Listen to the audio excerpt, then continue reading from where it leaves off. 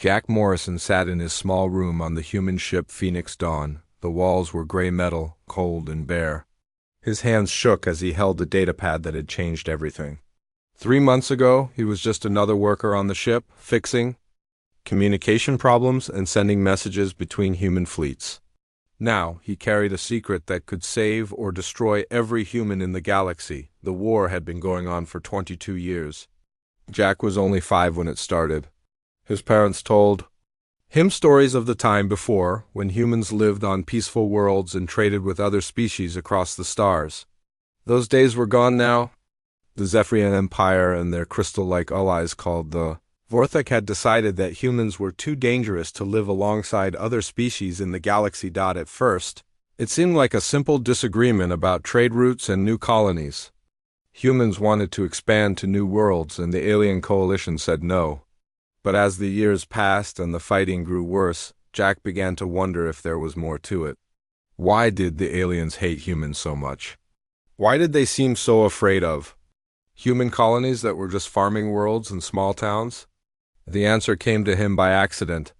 Jack was working the night shift 3 months ago, listening to alien radio signals near a star system called Kepler 442. His job was to record enemy messages and send them to the codebreakers. Most of the time, the messages were about troop movements and supply schedules. Boring stuff that helped the human fleet know where the enemy was going, but that night was different. Jack picked up a signal that was not meant for regular soldiers.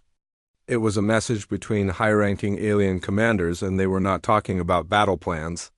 They were talking about something called the chaos factor, and how humans had to be stopped before they could spread it to other worlds. Jack played the message over and over, trying to understand what it meant. The aliens were not just fighting humans because they wanted their territory. They were fighting because they believed humans had something inside them that could destroy the way the galaxy worked. The message talked about how human minds worked in ways that made no sense to alien logic. It said that if humans were allowed to live and grow, they would change everything in ways that could not be controlled. The more Jack learned, the more frightened he became. The aliens were not trying to conquer humanity. They were trying to wipe them out completely because they saw human thinking as a disease that could spread to other species. The war was not about land or resources. It was about the very nature of what it meant to be human. Jack looked around his small room.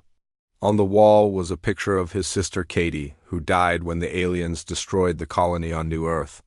Next to it was a photo of his parents, who were killed defending the mining station on Titan Base. He had joined the fleet to fight for them, believing that humans were defending their freedom. Now he knew the truth was much more terrible: the Phoenix Dawn was all that remained of the 7th Fleet. Once it had been a proud group of 30 ships with thousands of crew members. Now there was just one ship with 43 people, running from system to system, trying to stay alive. The ship's hull was covered in scars from the Battle of Proxima Station, where they lost everything except their lives. Commander Lisa Martinez ran the ship with a firm hand.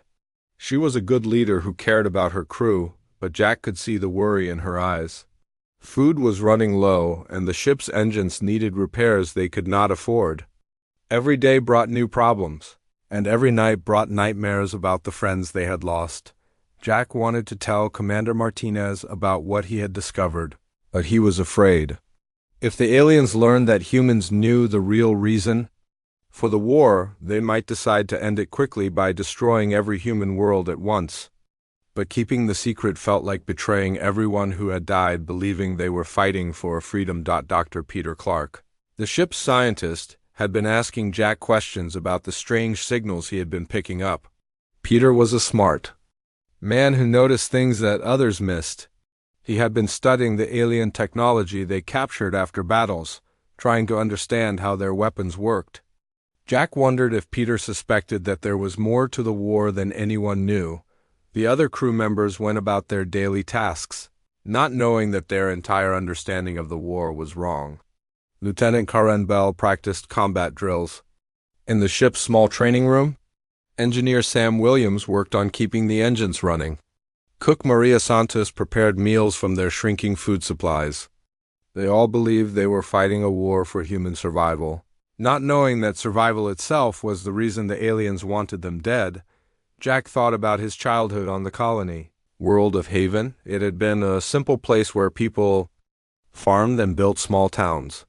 The colonists had been happy and peaceful, never causing trouble for anyone. But the aliens had come anyway, destroying everything and killing everyone. At the time, Jack thought it was just another battle in a territorial war. Now he knew the truth. The aliens had destroyed Haven because the people there were human, and being human was enough to make them enemies. The datapad in Jack's hands contained more than just the original message.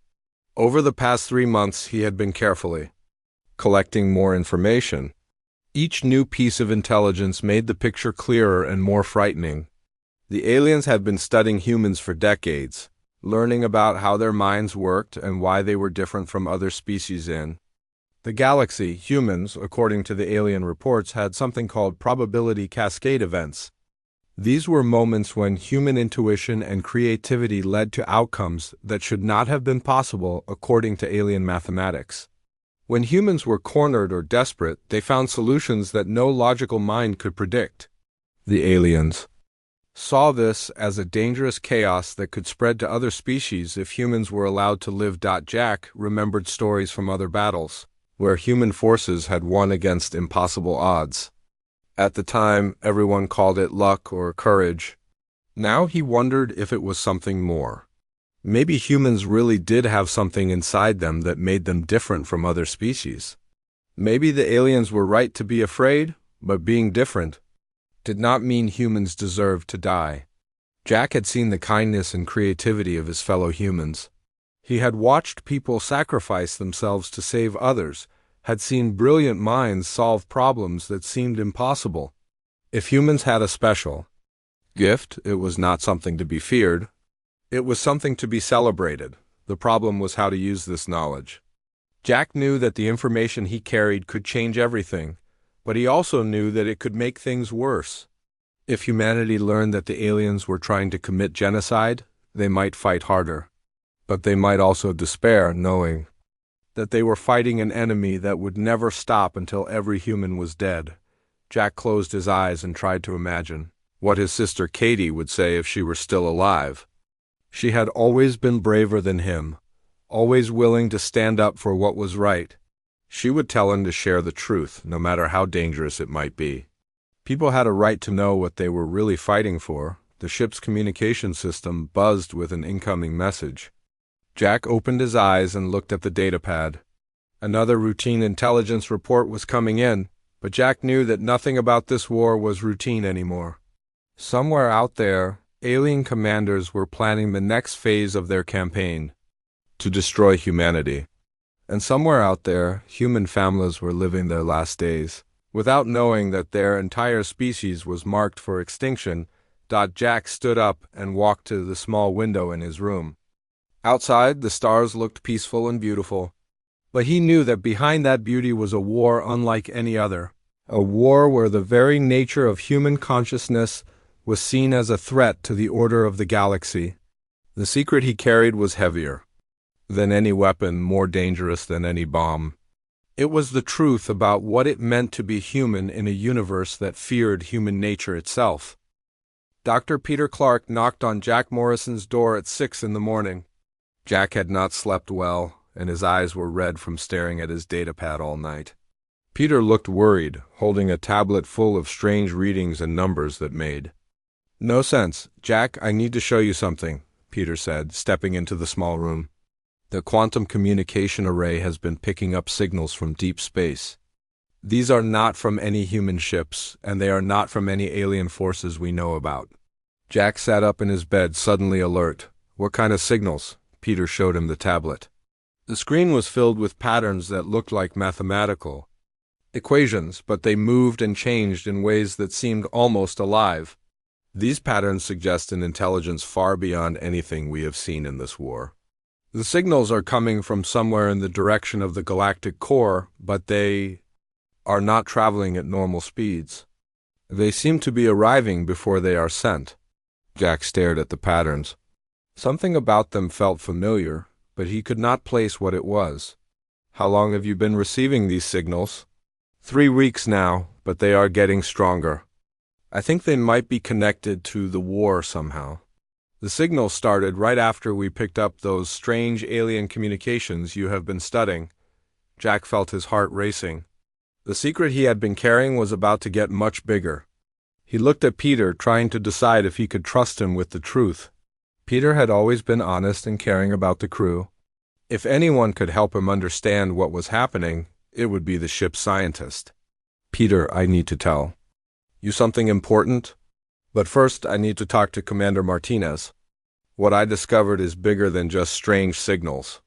An hour later, Jack sat in the commander's small office with Peter and Commander Martinez. The room was cramped, with just enough space for a desk and 3 chairs. Maps of star systems covered the walls, marking the locations of human colonies that had been destroyed and alien forces that needed to be avoided. Commander Martinez was a strong woman who had kept the Phoenix Dawn and its crew alive through impossible situations. She had short gray hair and tired eyes, but her voice was still firm and commanding. Jack, Peter says you have information about these strange signals. What do you know? Jack took a deep breath. This was the moment he had been dreading for 3 months. Commander, the war is not what we think it is. The aliens are not trying to conquer us. They are trying to kill every human in the galaxy because they believe we are a threat to the entire universe. He showed them the datapad with the intercepted alien communications. As Commander Martinez and Peter read the messages, their faces grew pale. The room became very quiet except for the humming of the ship's engines. This says the aliens call it the chaos factor, Commander Martinez said slowly. They believe human consciousness contains something that could destroy their society. Peter looked up from the datapad. This explains the signals I have been receiving.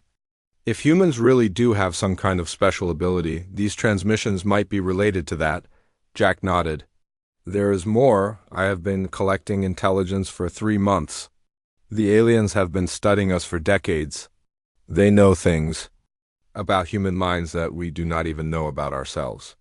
Commander Martinez stood up and walked to the window. Outside, the stars looked peaceful, but Jack knew she was thinking about all the battles they had fought and all the friends they had lost.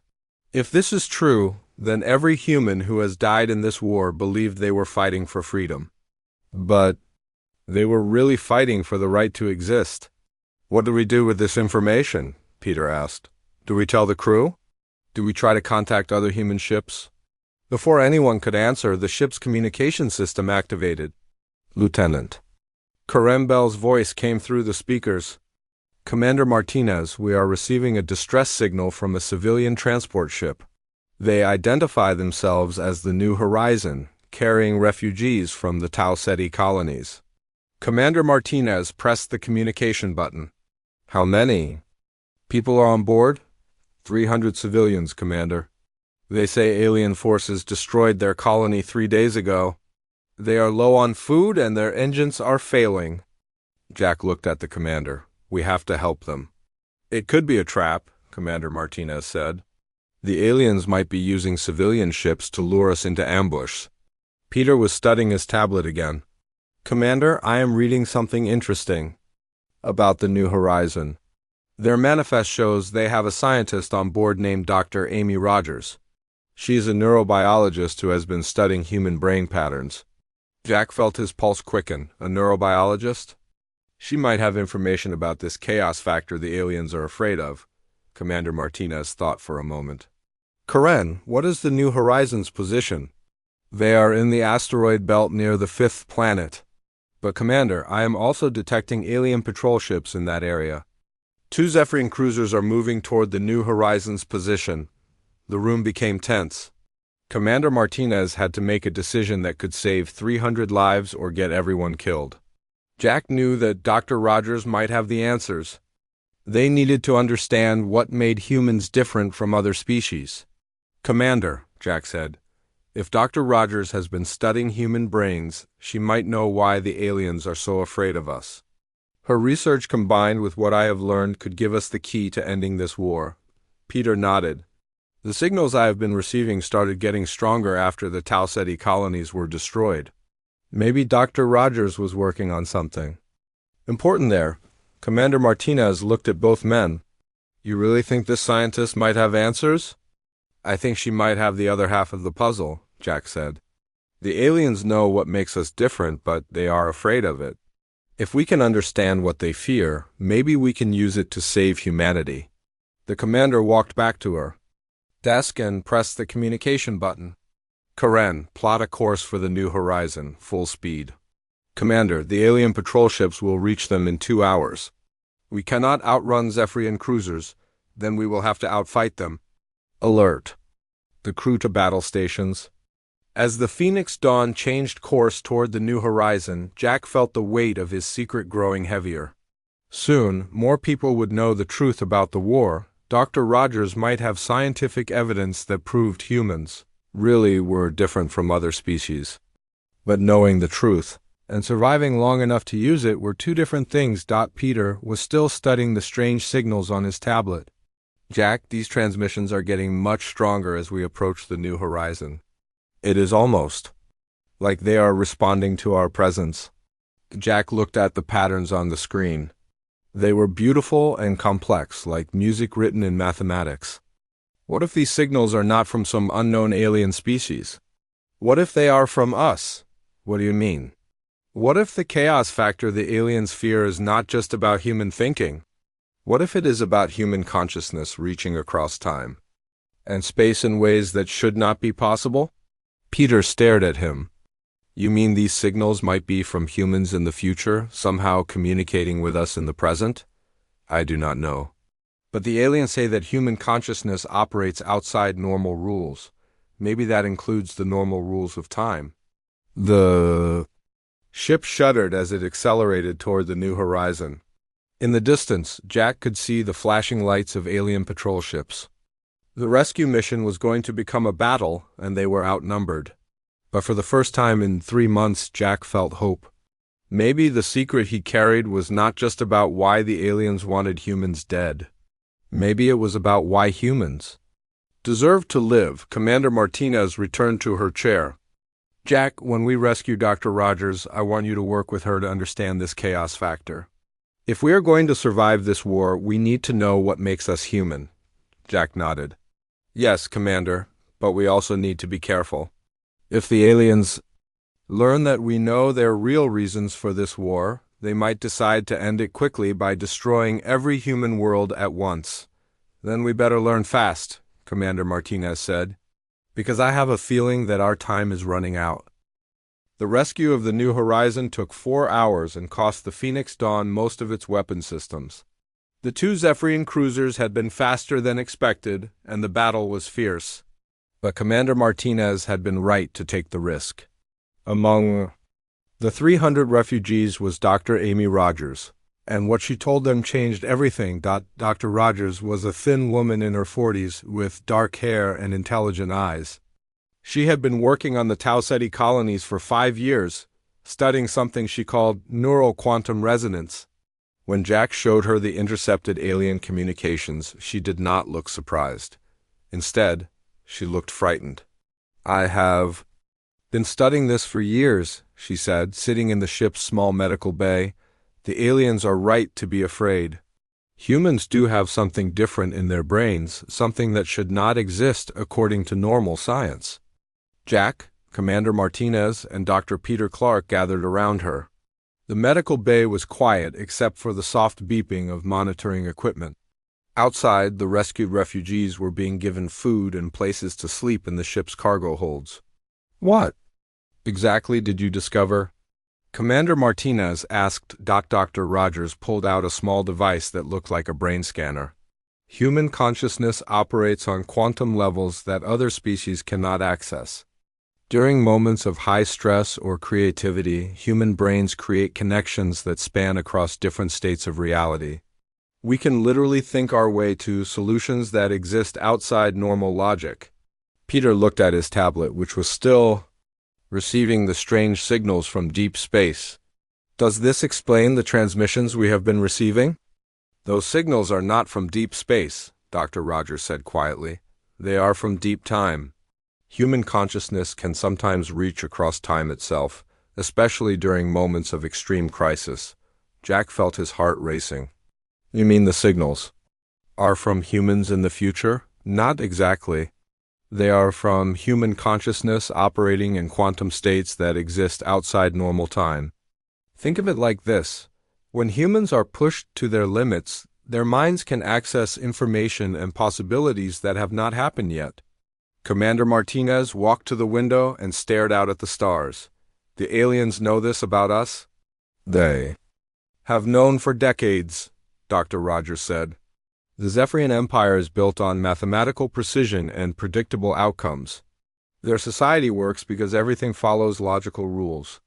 The Vorthak are even more rigid. Their crystalline minds process information in perfect patterns that never change. Jack understood now why the aliens were so afraid. If human consciousness can break the rules of logic and time, it could destroy their entire way of life. Exactly. To them, we are not just another species. We are a force of chaos that could unravel the order they have built over thousands of years. Dr. Rogers activated her brain scanner and pointed it at Jack. I would like to test something. Jack, you have been studying the alien communications for months. During that time, your brain has been exposed to information about human quantum consciousness. You might be developing enhanced abilities. Jack agreed to the test. Dr. Rogers attached small sensors to his head and asked him to think about the alien messages he had intercepted. As he concentrated, the scanner began showing patterns that made Peter gasp. Jack, your brain is creating quantum connections right now. You are accessing information that exists in multiple probability states simultaneously. Jack felt strange, like his mind was expanding beyond the boundaries of his skull. Suddenly, he could see different versions of the present moment, like looking at multiple photographs at the same time. In one version, the Phoenix Dawn was destroyed by alien forces. In another, they successfully reached human-controlled space. In a third, they discovered something that changed the course of the war. I can see different possibilities, Jack said, his voice sounding distant. Some of them have not happened yet. Dr. Rogers checked her scanner readings. This is incredible. You are naturally accessing what we call the probability matrix. Most humans can only do this during extreme stress, but you are doing it consciously. The test was interrupted by an alarm. Lieutenant Carambel's voice came through the communication system. Commander Martinez, we are receiving multiple distress signals from human colonies. Something big is happening. They rushed to the bridge, where Karen was monitoring communications from across the galaxy. The news was terrible.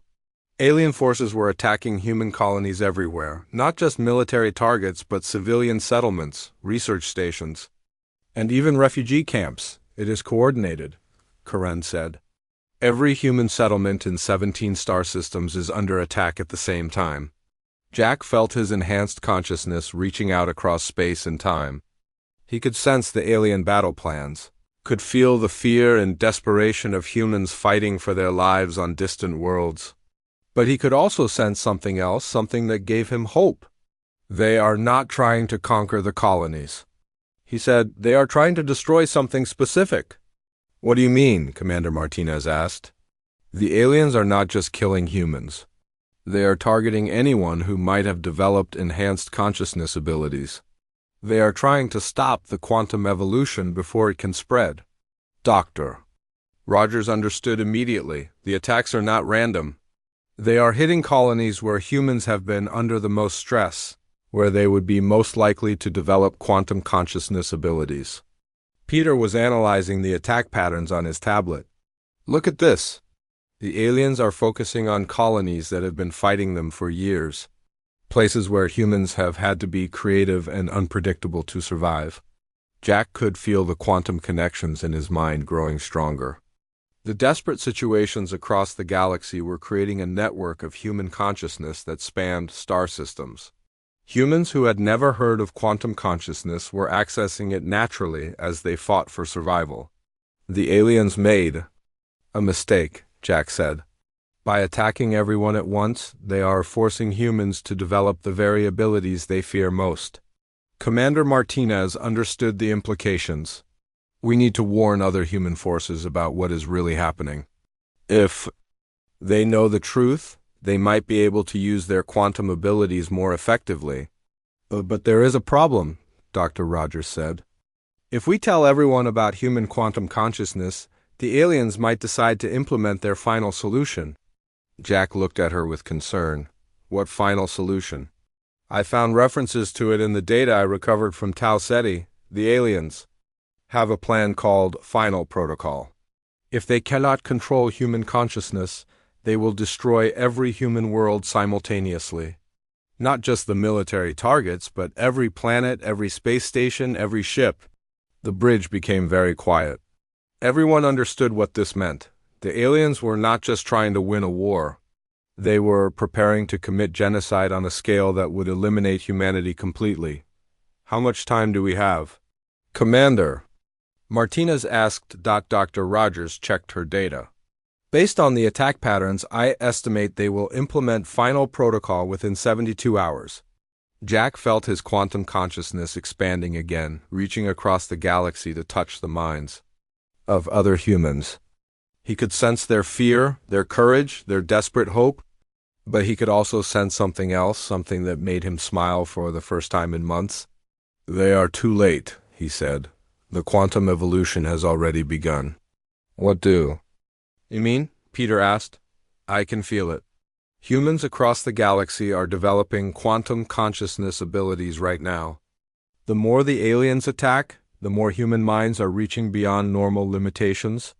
We are becoming what they fear most, and there is nothing they can do to stop it. Captain Ben Parker, one of the refugees from the New Horizon, had been listening quietly. He was a pilot who had survived the destruction of his colony by using tactics that should not have worked. Now he spoke up. During the final battle at my colony, I found myself knowing things I should not have known.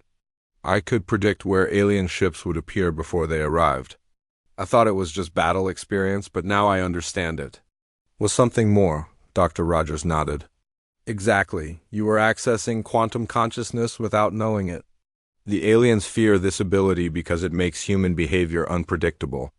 But more than that, it makes human consciousness infectious. Infectious? Commander Martinez asked. Human quantum consciousness can influence other minds, even alien minds. If enough humans develop these abilities, they could theoretically reprogram the thinking patterns of entire alien civilizations.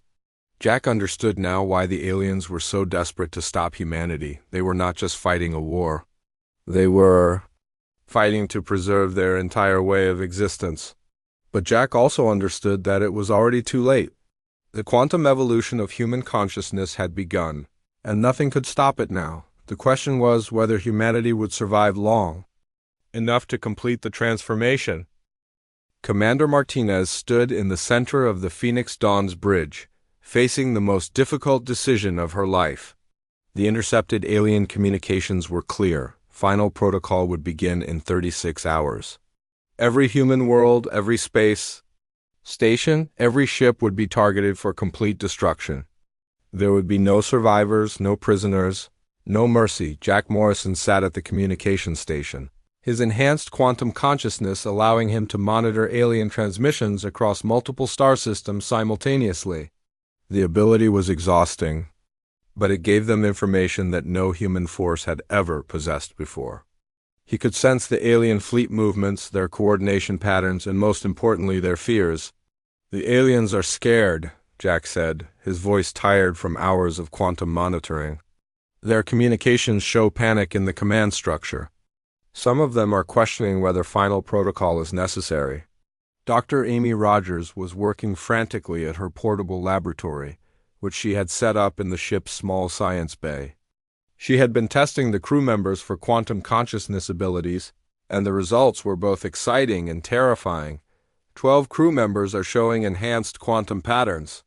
Jack's abilities are the strongest, but others are developing them rapidly. Lieutenant Curran Bell disagreed with the plan that was forming. She believed they should immediately transmit their findings to all human forces in the galaxy. If our people know the truth about what they are fighting, they will fight harder. Knowledge is power, Commander.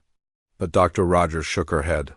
Transmitting this information could trigger final protocol early. The aliens are monitoring all human communications. If they learn that we understand their true motivations, they might decide to end everything immediately rather than risk losing control. Peter Clark had been studying the quantum signals that were now coming from dozens of human colonies under attack. The signals are getting stronger every hour. Human consciousness is evolving rapidly under the pressure of survival. But I am also detecting something else. What? Commander Martinez asked. The alien communication network is showing signs of instability. The quantum chaos from human minds is affecting their coordination systems. They are having trouble maintaining the mathematical precision their technology requires. Jack felt his consciousness expand again, touching the quantum network that was forming between human minds across the galaxy. It was like being connected to thousands of conversations at once, but instead of words, the conversations were made of possibilities and potential futures. I can sense something important, Jack said. The aliens are not united about final protocol. There is a faction among the Zephyrians that wants to study human consciousness instead of destroying it. They think they might be able to learn from us. Dr. Rogers looked up from her equipment. That matches what I found in the research data.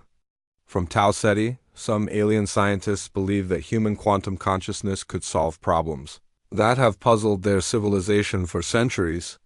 Commander Martinez saw an opportunity. If some aliens are questioning final protocol, maybe we can reach out to them. Create an alliance with the ones who do not want to destroy us. It is dangerous, Karen said.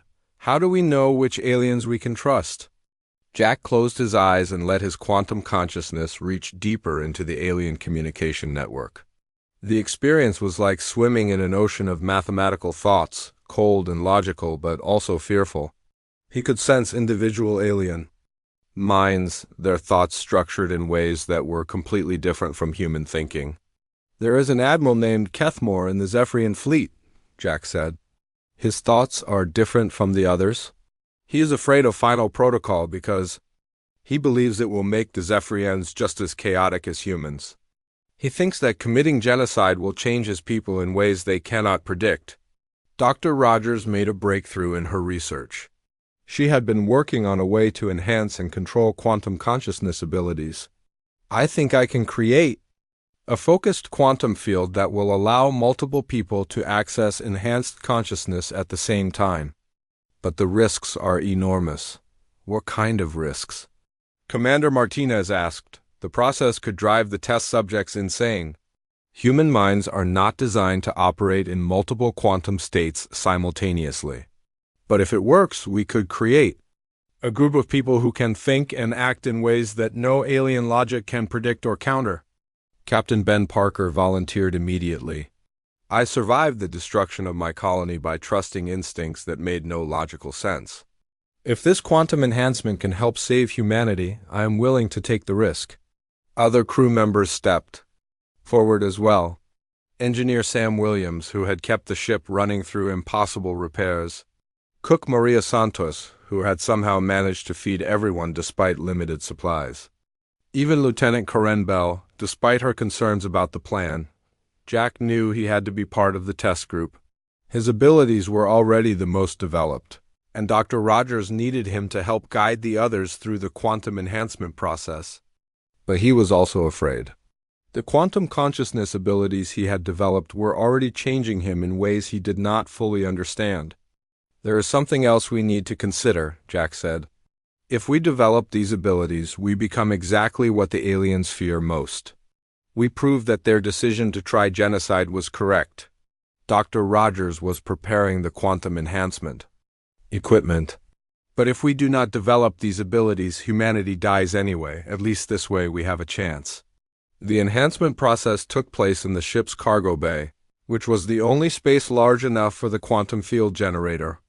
Dr. Rogers had modified the device using technology salvaged from destroyed alien ships. It created a field of quantum energy that would force human consciousness into multiple probability states simultaneously. Jack was the first to enter the field. The experience was unlike anything he had ever felt. His consciousness expanded beyond his body, beyond the ship, beyond normal space and time. He could see probability streams flowing like rivers of light, showing him different possible futures for humanity and the galaxy. Some futures showed humanity destroyed, their worlds burning under alien weapons. Others showed humans spreading across the galaxy, their quantum consciousness transforming other species and changing the fundamental nature of reality.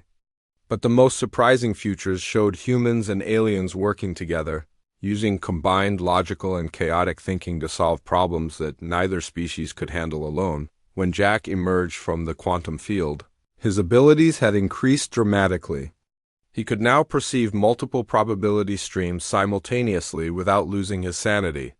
More importantly, he could influence which probabilities became reality by focusing his quantum consciousness in specific directions, one by one. The other volunteers entered the quantum field. Not all of them survived the process with their minds intact. 2 crew members had to be sedated when they began screaming about seeing too many realities at once.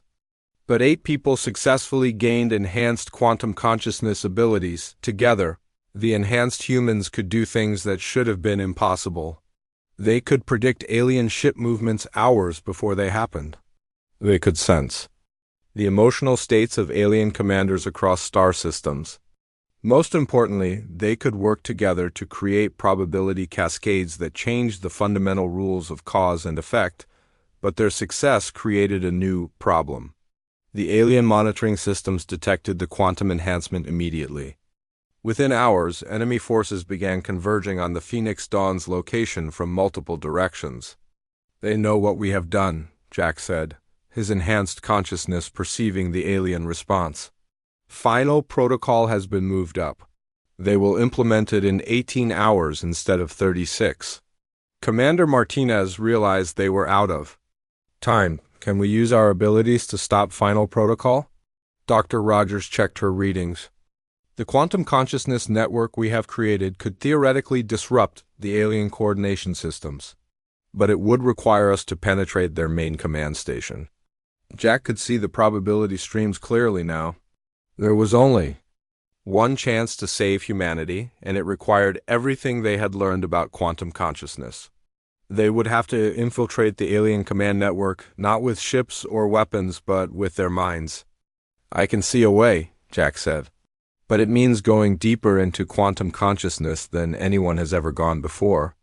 We would have to merge our enhanced abilities into a single quantum entity that could rewrite the alien communication network from the inside." The risks were beyond calculation. Merging quantum consciousness could create a new form of human existence, one that might not be recognizably human anymore. But it was the only way to prevent the complete extinction of their species. "Commander."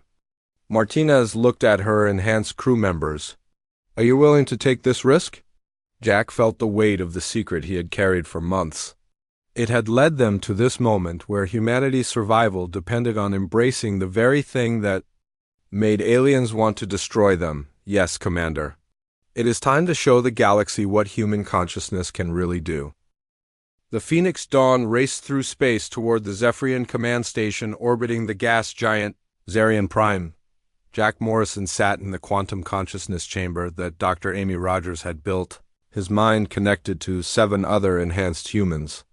Together, they formed something that had never existed before in the galaxy, a collective human consciousness that could think across multiple realities simultaneously. The final phase of their mission had begun with only 6 hours remaining before final protocol would destroy every human in the galaxy. Commander Martinez had authorized Operation Mindstorm, a desperate plan to infiltrate the alien communication network using pure consciousness rather than weapons or technology. Jack could feel the minds of his fellow enhanced humans linked to his own. Captain Ben Parker's consciousness brought battlefield intuition and survival instincts. Engineer Sam Williams contributed technical understanding of how systems worked. Dr. Rogers provided scientific knowledge about quantum mechanics, each mind added something unique to their collective ability. As they approached the alien command station, Jack extended his consciousness toward the enemy network. The Zephyrian communication system was vast and complex, built on mathematical principles that allowed instant coordination across thousands of star systems. But it was also rigid and predictable, exactly the kind of system that human chaos could disrupt. "I can sense the network," Jack said, his voice sounding distant as his consciousness operated in multiple quantum states. "It is like a giant web of mathematical equations, all connected and dependent on each other. If we can introduce chaos into the right points, the entire system will collapse." Dr. Rogers monitored their quantum signatures from her control station. "Be careful, Jack. The alien minds in that network are fundamentally different from human consciousness. Prolonged contact could change you in ways we cannot predict." But Jack was already deeper into the network than anyone had ever gone before. He could perceive the alien thoughts directly, cold, logical, mathematical patterns that processed information with perfect precision. The Zephyrian minds were beautiful in their ordered complexity, but they were also terrifyingly inflexible. As Jack moved through the network, he encountered something unexpected. Admiral Kethmore, the Zephyrian commander he had sensed earlier, was trying to prevent Final Protocol from launching. The Admiral's thoughts were different from other Zephyrians, touched by doubt and uncertainty about the genocide they were planning. "Admiral Kethmore," Jack projected his thoughts directly into the alien's mind. "I am Jack Morrison of the human ship Phoenix Dawn. I know you have questions about Final Protocol." The Admiral's shock rippled through the network like electricity. No human had ever communicated directly with a Zephyrian consciousness before. "This is impossible. Human minds cannot access our communication matrix." "We are not the same humans you studied before," Jack replied. "We have evolved. We have become what you feared we might become, but we do not have to be your enemies." "Admiral." Kethmore's thoughts were filled with confusion and fear. "Your species represents chaos that could destroy everything we have built over millennia. How can there be peace between order and chaos?" Jack felt the other enhanced humans joining the conversation. Their combined consciousness created a quantum field that allowed the Admiral to experience human thought processes directly. For the first time, the Zephyrian could feel what it was like to think with intuition rather than pure logic. "Chaos and order do not have to destroy each other," Captain Ben Parker's thoughts added to the conversation. "During the worst battles, I survived by combining logical planning with creative improvisation. Both are needed." The Admiral was struggling to process the experience of human consciousness. "This is disturbing. Your thoughts move in patterns that should not be possible. But I also sense potential I have never considered." Meanwhile, Dr. Rogers detected massive activity in the alien network. "Jack, the Final Protocol systems are activating. You have less than 2 hours to stop them." Jack pushed his consciousness deeper into the network, searching for the core systems that controlled Final Protocol. But as he moved through the alien communication matrix, he began to understand something that changed everything. The network was not just a tool for communication and coordination. It was a living extension of alien consciousness itself. "The network is alive," Jack told his team. "It is not just technology. It is part of how the aliens think and exist. If we destroy it, we destroy them." This realization created a terrible dilemma. They could stop Final Protocol by destroying the alien communication network, but doing so would commit genocide against the species that were trying to commit genocide against humanity. Jack felt the weight of this decision crushing down on him, but then Admiral Kethmore offered an alternative. "There may be another way. Instead of destroying our network, could you change it? Introduce your chaos in a way that transforms rather than destroys?" Jack understood what the Admiral was suggesting. Instead of using human consciousness as a weapon, they could use it as a bridge. They could create a new kind of network that combined alien logic with human intuition, creating something neither species could achieve alone. "It is extremely dangerous," Dr. Rogers warned. Merging human and alien consciousness could create something completely unpredictable. We might lose our humanity in the process. Jack felt the probability streams flowing around him, showing different, possible futures. In some, the merger created a new form of consciousness that was neither human nor alien but something entirely new. In others, the process failed and both species destroyed each other. But in a few streams, he saw a future, where humans and aliens worked together to explore possibilities that neither could imagine alone. "I can see a path," Jack said, "but it requires complete trust between our species. Admiral Kethmore, are you willing to merge your consciousness with ours?" The alien admiral's thoughts were filled with fear and uncertainty. "Such a merger goes against everything my species believes. But I have seen the futility of our current path. Final protocol will not solve the fundamental problem. It will only delay the inevitable evolution of consciousness." Jack began the merger process, carefully introducing human quantum consciousness into the alien network. Instead of destroying the mathematical order, he wove chaos through it like thread through fabric, creating patterns that were both logical and intuitive. The alien minds in the network experienced human consciousness for the first time. Feeling the strange joy of creative thinking and spontaneous solutions, the process was exhausting and dangerous. Jack felt his individual consciousness dissolving into something larger, becoming part of a hybrid intelligence that spanned species. But he also felt the incredible potential of this new form of thinking, which could solve problems that had seemed impossible before.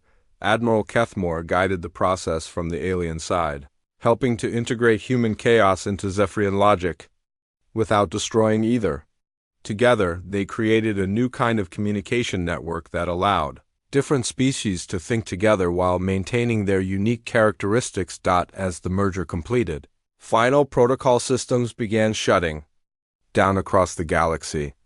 But instead of stopping because they were destroyed, they stopped because they were no longer necessary. The hybrid network showed both humans and aliens new possibilities for coexistence and mutual growth. Jack felt his consciousness returning to his individual body, but he was permanently changed. He could still access the hybrid network, could think in ways that combined human intuition with alien logic.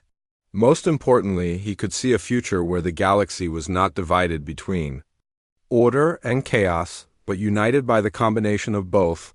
The war ended not with victory or defeat, but with transformation. The secret that Jack Morrison had carried for months became the foundation for a new kind of galactic civilization. Human ships began working alongside alien vessels, exploring quantum mysteries that neither species could have understood alone. Dr. Rogers established the first Quantum Consciousness Research Institute, where humans and aliens studied the merger of different types of thinking. Captain Ben Parker became the first human to serve on a mixed-species crew, using his enhanced abilities to help solve problems that required both logical planning and creative improvisation. Commander Martinez renamed the Phoenix Dawn to Phoenix, rising, symbolizing the rebirth that had emerged from the ashes of war.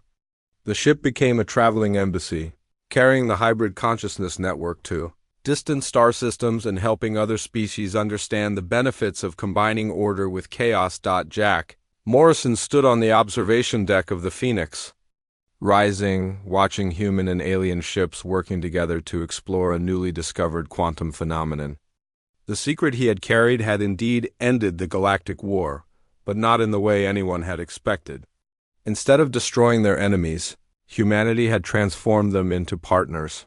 The chaos factor that aliens had feared became the foundation for a new kind of galactic society, one where different types of consciousness could work together to explore possibilities that none of them could achieve alone.